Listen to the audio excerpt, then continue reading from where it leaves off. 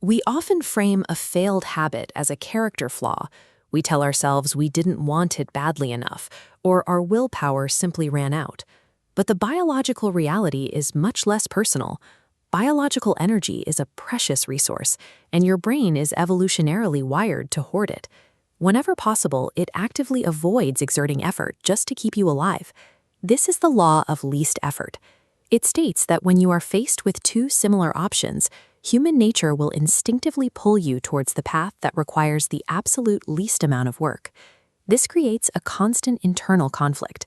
You might desire the physical fitness or the deep knowledge that comes from hard work, but your brain views the grueling workout or the hours of studying as massive, energy-draining obstacles standing in the way of survival. Contrast that grueling workout with scrolling through your phone or binge-watching a show. These behaviors consume massive amounts of your time for one simple reason. They require almost zero biological energy to start. We are living in a hostile ecosystem. The modern world has been meticulously optimized by corporations to strip away every ounce of friction from bad habits, making them entirely effortless to fall into. Surviving a world designed to siphon your time requires physical intervention.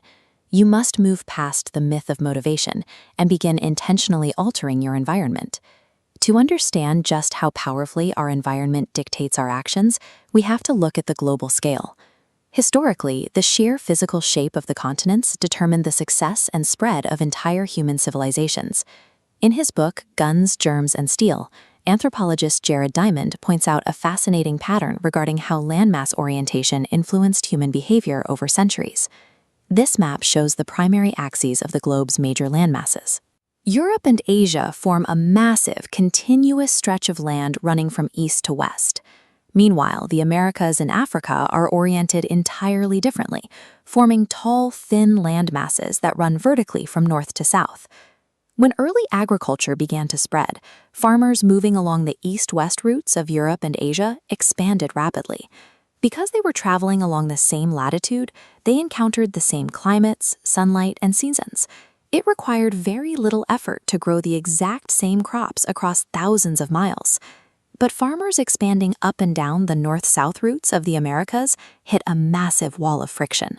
Traveling vertically meant moving through drastically different climates. To keep going, they had to expend huge amounts of energy to find and domesticate entirely new plant species for every new region. As a result, agriculture spread 2 to 3 times faster across Eurasia than it did in the Americas. Even across thousands of years, the ambition and progress of entire civilizations were heavily constrained by the amount of physical friction built into their environment. That same principle dictates our daily actions. Imagine a garden hose bent in the middle, restricting the water. If you want more water to flow, you have 2 choices. You can either crank up the valve and try to force the water through with immense pressure, or you can simply remove the bend and let the water flow naturally. This concept of unbending the hose is exactly how Japanese electronics manufacturers came to completely dominate American firms in the 1970s. Instead of demanding their workers just try harder, Japanese firms practiced lean production. They relentlessly redesigned their factory workspaces down to the inch, ensuring that workers never had to waste time or energy twisting, turning, or reaching for their tools.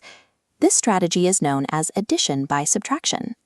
By systematically hunting down and eliminating every point of wasted effort on the line, they produced far more reliable televisions in a fraction of the time it took American workers. Successful change relies on a ruthless audit of your environment.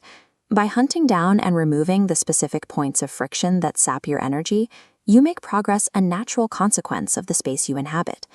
To consistently build better habits, you have to apply that exact same cold, industrial precision to your own living space.